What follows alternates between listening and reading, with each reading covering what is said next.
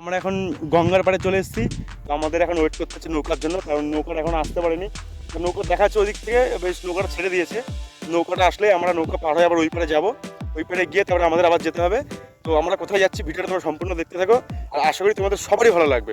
আর তোমরা সবাই একবার ঘুরে এসে দেখবে, মন ফ্রেশ হয়ে যাবে। চলো ভিডিওটা সম্পূর্ণ দেখতে থাকো, ঠিক আছে?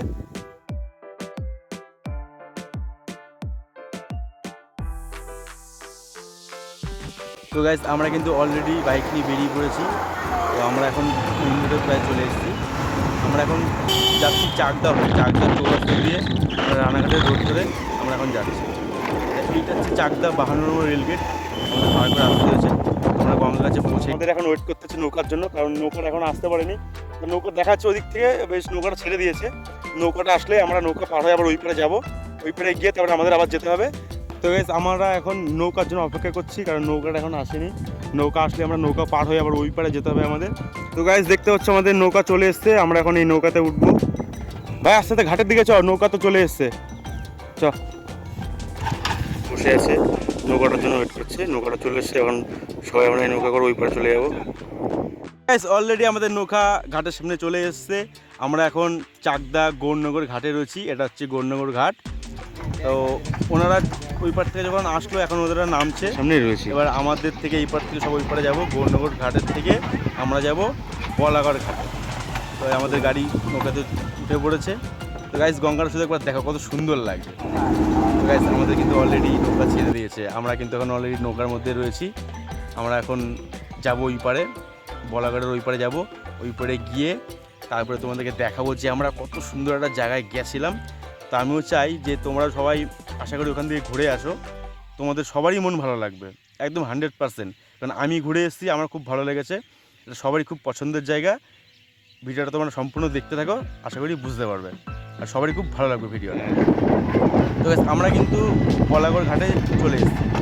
বলাঘাট পার করে আমরা কিন্তু এখন মেন রোডের দিকে আস্তে আস্তে আগাবো, কারণ এটা টোটালটাই মাঠের মধ্যে দিয়ে রাস্তাটা। তো গাইস আমরা কিন্তু বলাগড়ের ভিতরে চলে এসেছি। আমরা এখন একটা গ্রামের ভিতরের রাস্তা দিয়ে যাচ্ছি। তো আমাদের একটু সমস্যা হচ্ছে রাস্তাটা একটু চিনতে, আমরা একটু ম্যাপ দেখে নেব। এখন আমাদের ম্যাপ দিকে রাস্তা দিয়ে যেতে হবে, নাহলে আমরা রাস্তা গুলিয়ে ফেলছি। 300 মিটার এগিয়ে বাঁ দিকে ঘুরুন। আচ্ছা বলছে বাঁ দিকে ঘুরতে হবে, তাই তো? তো গাইস আমাদের ম্যাপে বললো 300 মিটার এগিয়ে বাঁ দিকে যে আমাদের যেতে হবে। তো আমরা এখন টোটালটাই ফাঁকা মাঠের রাস্তা দিয়ে যাচ্ছি।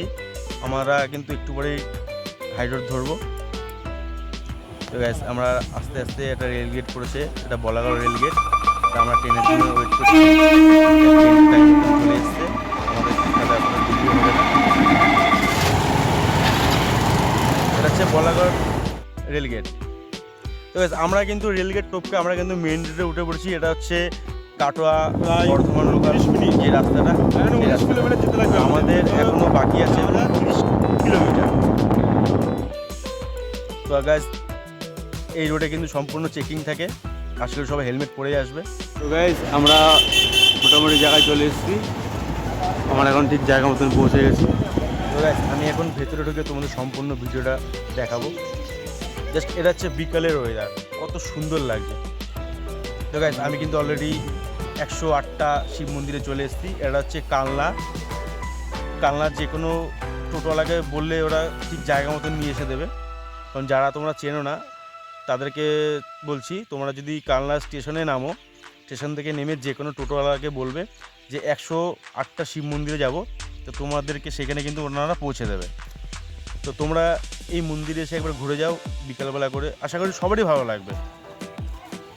তোমাদেরকে এবার একটু ভেতরটা ঘুরে দেখাবো। তো গাইস দেখতে হচ্ছে কত পুরনো পালকি এটা, আমি পালকি প্রথমবার নিজের সামনে দেখলাম নিজের চোখে। এবার ভেতরটা দেখে দেখবো কি আছে। ও গাইস দেখো কত সুন্দর লাগছে। মানে বিকেলে আসলে ওয়েদারগুলো সম্পূর্ণ ভালো পাবে, বিকেলে না আসলে ওয়েদার ভালোও পাবে না। আর দিনের বেলা আসলে কি প্রচণ্ড রোদ থাকে, তো রোদ থাকলে খুব একটা ভিডিও ভালো হয় না, ফটোশ্যুটও ভালো হয় না। যার কারণে একটু রোদ পড়ে গেলে সেই সময় আসলে ভালো। তো গাইস এখানে কিন্তু অনেক পুরনো মন্দিরটা দেখেই বোঝা যাচ্ছে, ওনারা কিন্তু সব আরতি করছিল। তো গাইস তোমাদেরকে দেখাবো, এইবার ভিডিওটা একবার শুধু দেখো। হালকা সন্ধে হয়েছে, লাইট জ্বলে গেছে, কত সুন্দর লাগছে দেখতে। তো গাইস ভিডিওটা তোমাদের যদি ভালো লাগে অবশ্যই কমেন্ট করে জানাবে। আর আমি এরকম ফার্স্ট টাইম এরকম ব্লগ করে ভিডিও করছি, আশা করি অনেক কিছু ভুল হচ্ছে, তা তোমরা আমাকে অবশ্যই কমেন্ট করে জানাবে, কারণ আমারও শিখতে হবে। তো গাইস নকশাগুলো দেখো কত সুন্দর আর কত পুরনো এগুলো, তোমরা বুঝতে পারছো এটা কত বছরের পুরনো। তো তোমরা দেখো সারা গায়ে এখন কত সুন্দর নকশা করা রয়েছে।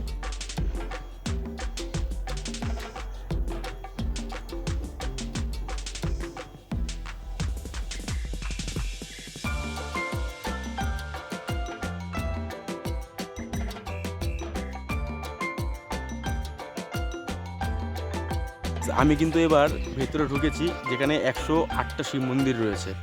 তো এই শিব মন্দির চূড়াটা পুরো চারিপাশ দিয়ে পুরো একদম ঘেরা রয়েছে, তোমরা দেখতেই পাচ্ছ। মানে কী বলবো, অসম জায়গা, অসম জায়গা, মানে এত সুন্দর জায়গা দেখে মন ভরে যাবে। আমাদের লোকালের মধ্যে এত সুন্দর জায়গা যেটা রয়েছে, এটা 108টা শিব মন্দির কালনাতে। তোমরা দেখো কত সুন্দর লাগছে দেখতে।